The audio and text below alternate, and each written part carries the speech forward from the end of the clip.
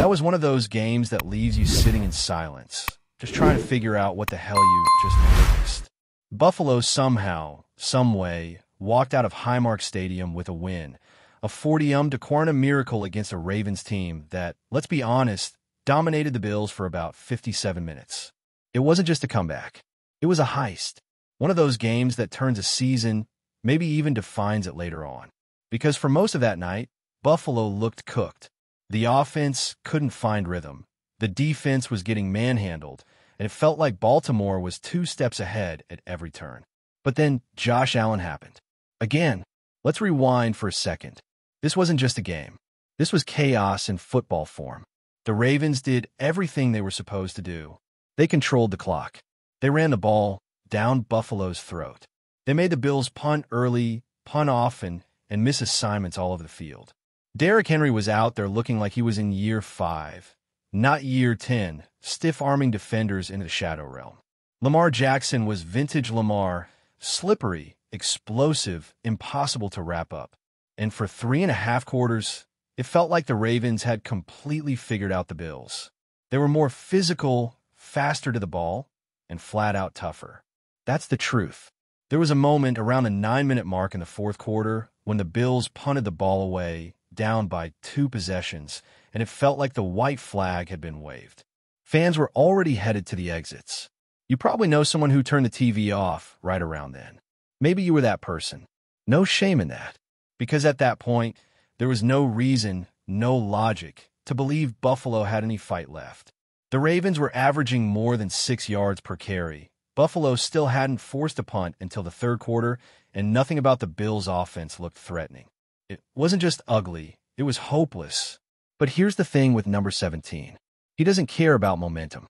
He doesn't care what the scoreboard says. He doesn't care how bad things looked the series before. Give him a sliver of light, and he's going to kick the damn door down. Josh Allen put on the cape once again, and the team followed. That's what leaders do. That's what elite quarterbacks do. That's what he does. He started ripping throws that no one else in the league even attempts. The throw to kill Shakir, a backhand off-platform dart, was out of video game. And suddenly, things started shifting, one play at a time. Then came the turnover, the moment that changed everything. Derrick Henry, who had been steamrolling guys all night, fumbled. Ed Oliver made the play. Not just a poke at the ball, but a statement. Suddenly, the Bills had life. And what's even crazier is that after they scored, they failed the 2-point conversion. Momentum hung in the balance. But the defense finally made a stop. And just like that, with under 2 minutes to go, Buffalo had the ball in their hands and a chance to win. Let me repeat that, to win. It was absurd. Enter Matt Prater, signed off the street on Thursday. A 41-year-old kicker who, days earlier, was coaching youth football. Walks into Buffalo, has one practice, then comes in and drills a game winner like he's been here for a decade. That kick doesn't just go through, it goes through history. One of those moments where the whole stadium freezes and then erupts. The kind of moment you never forget if you were there. And even crazier, half the locker room didn't even know who Prater was. They thought he was a coach, a guest, a visitor.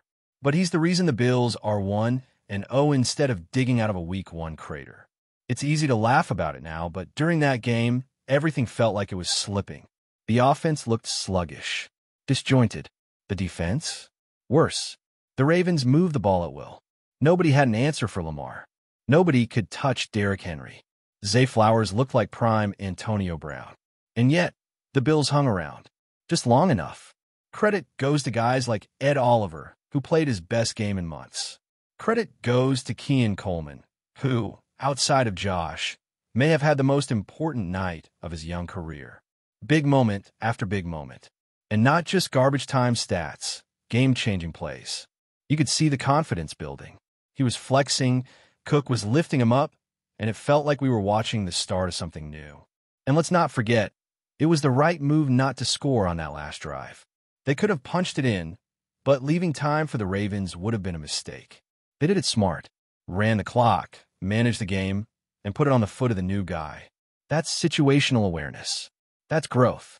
Defensively, it was a nightmare for most of the game. There's no sugarcoating it. Derrick Henry was untouched half the time. Cole Bishop got stiff-armed into the earth's crust. And yeah, someone's going to bring up the Josh Norman play from years ago, and it's deserved. The secondary was lost. Tackling fundamentals were non-existent. The Ravens ran misdirection like it was Madden 24 on rookie mode. Guys were biting on everything. At one point, they had 11 plays of 10 or more yards in the first half alone. That's not just poor execution. That's a failure in preparation and intensity. But as bad as it was, they made 2 stops when it mattered. One of them came right after the failed 2-point attempt. That's what championship teams do. They bend, they break, they collapse even. But when it's time, when everything is on the line, they find a way. That's what Buffalo did. And yes, the safety situation is a problem. Let's not lie to ourselves. The Bills need more out of those guys and fast.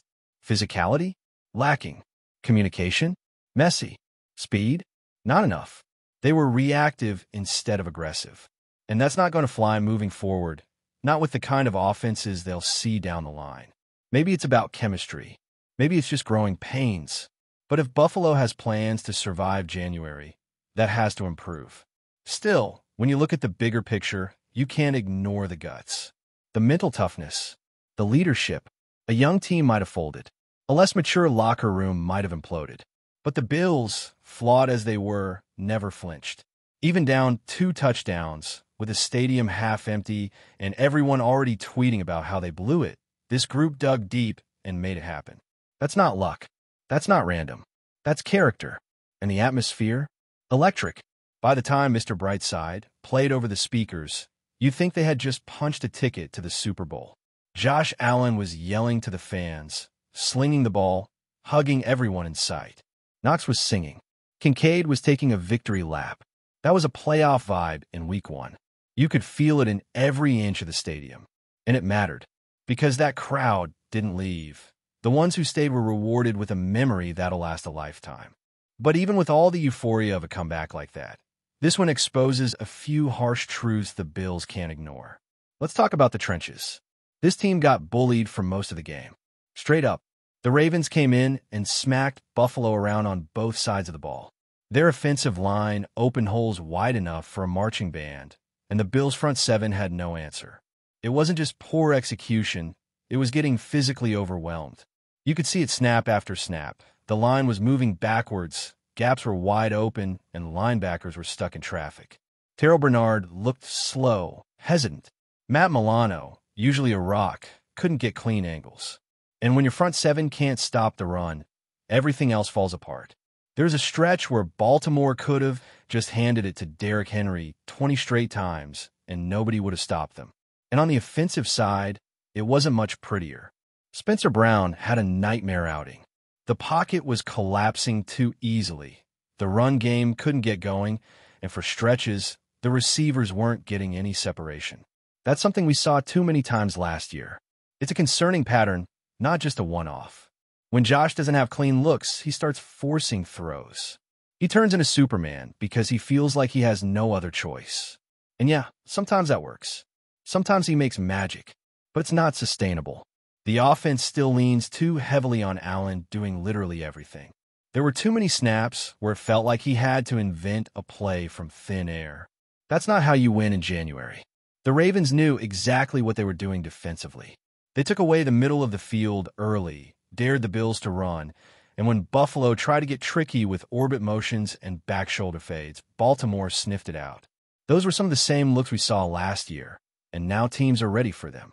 The creativity has to evolve. It can't just be window dressing anymore. That orbit motion with Shakir, it's on film. Everyone's seen it. And when you fall back into those predictable patterns, even with a quarterback like Josh, the offense starts stalling. That's why the opening drives looked flat. That's why they weren't converting third downs. There's a lack of balance, a lack of rhythm, and you can't build an identity like that. Even some of the shot plays, the deep fades to Keon Coleman, felt forced. Look, Keon had a monster game, and he stepped up big. No question. But those back shoulder throws? That's not Josh's game. He doesn't throw them well, and the timing just isn't there. And on that 2-point conversion miss, you could see it in his body language. He knew it was a bad ball. That's the kind of decision you make when you're out of rhythm and just trying to make something happen. And that's what happens when the rest of the offense isn't holding up its end. And let's just be clear. This team has no business relying on 41-year-old Matt Prater to bail them out every week. As great as that kick was, it's not a long-term plan. You can't keep living on the edge. Buffalo had a 1.1% chance to win this game in the fourth quarter. That's not grit. That's a miracle. And you're not getting that miracle every Sunday. They got to figure out how to play clean, physical, disciplined football from the first whistle, not just when their backs are against the wall. Defensively, there are more red flags than just the run defense. The secondary looked lost. At one point, it looked like the safeties were 10 yards out of position on almost every snap. Cole Bishop had a brutal night. Whether it was a missed assignment or getting physically dominated by Henry, it was a welcome to the league moment in the worst way. And the blitzes? Some of them were laughable. On one play, Bishop came screaming in for what felt like 15 yards deep. That's not aggression. That's desperation. You're not catching anyone by surprise blitzing from that far back. That's a breakdown in play design or communication, or both. And when you're playing against Lamar Jackson, you can't afford those mistakes. Because even when you do everything right, he can still burn you. Joey Bosa and Greg Rousseau had a sack gift-wrapped, and Lamar still escaped and converted. He's just that guy. So when you do mess up, and the Bills did, constantly, the punishment is swift. Same with Derrick Henry. He wasn't just running through guys. He was embarrassing them. He was tossing defenders like they were traffic cones. And until that one fumble late in the fourth, it didn't look like Buffalo would ever stop him. There's no hiding from it. The defense needs help. They need guys back. They need more speed, more violence, more edge. Because what we saw Sunday night doesn't hold up against the league's elite. And guess what? You're going to see those guys again. This was just week one, but the road to the Super Bowl is going to go through teams like Baltimore and Kansas City and Cincinnati, and maybe even this same Ravens squad. So what you put on tape matters. And then there's the emotional side of this win. The energy after the game was playoff level. The players knew what they had just survived. Josh Allen looked like a man possessed, screaming, chest bumping, tossing the ball into the crowd. Dawson Knox was singing Mr. Brightside with the crowd. Dalton Kincaid was running laps. It was euphoria, but also felt like a warning, a reminder, because deep down, every player in that locker room knew they got away with one. They know what this game really was, a near disaster that ended in euphoria. And the best teams? The best teams don't just celebrate. They learn. They're going to watch that tape and feel sick about the first three quarters, about how flat they were, how soft they looked in the trenches, about the missed tackles, the bad angles, the mental mistakes. And if they're serious, if this team wants to be standing in January with a shot, they're going to fix it. Because the Ravens were the better team for most of that night, and they lost. That should haunt them. That should haunt you if you're in that locker room. Because Baltimore did everything right until the final few minutes, and they still left with an L. That's the kind of loss that crushes teams. It's what the Chiefs used to do to Buffalo. Now it's Buffalo doing it to someone else. And what about Dalton Kincaid? We saw flashes. We saw him making smart catches and finding space. But it still feels like he's not being fully unleashed in this offense. Get him more involved. Make him a problem for defenses. And Josh Palmer? He had some nice moments, too. This receiving core has potential, but it needs consistency. It needs more variety. It needs someone to step up when teams take away Stephon Diggs. Before we dive back in, make sure to hit that subscribe button and give this video a thumbs up. Your support helps us keep delivering the latest Buffalo Bills updates straight to your screen. And hey, don't hold back. Let us know your thoughts on today's news down in the comments. In a move that has sent shockwaves through the NFL world, rumors are swirling that Mitchell Trubisky may no longer be donning the Bills' colors. Sources close to the organization hint at a surprising negotiation that could see the quarterback exit Buffalo sooner than anyone anticipated. While the Bills have been tight-lipped, insiders claim the discussions have been intense, with multiple teams reportedly circling to gauge Trubisky's availability. Trubisky, who has had an up-and-down tenure with the Bills, suddenly finds himself at the center of swirling speculation. Some analysts suggest that the Bills' front office is exploring bold roster changes as they look to recalibrate their offensive strategy. The quarterback, known for flashes of brilliance mixed with inconsistency, could be a hot commodity for teams seeking to inject fresh energy into their lineup. Fans are already buzzing on social media, dissecting every possible trade scenario. Could this signal the end of an era in Buffalo, or is it simply a strategic play to shake up negotiations? The speculation is reaching a fever pitch, with pundits debating whether Trubisky's departure could spark a domino effect in quarterback movement across the league. One source hinted that while nothing is finalized, the momentum of the talks suggests that the Bills might be serious about reshaping their roster before the season heats up.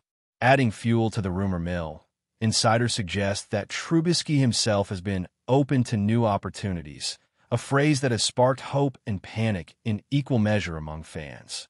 The quarterback market this year is unusually fluid, and the idea of Trubisky switching teams has already ignited endless discussion among NFL enthusiasts.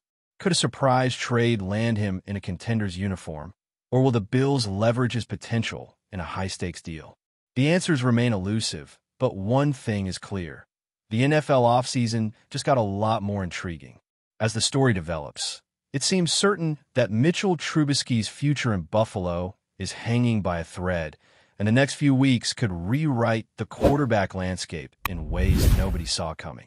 For now, all eyes remain on the Bills and the enigmatic signal caller who may be on the verge of a career-defining move. That's a wrap for now. If you enjoyed the video and want to stay on top of all things Buffalo Bills, make sure to subscribe and hit that like button. We'd love to hear what you think in the comments. See you in the next update.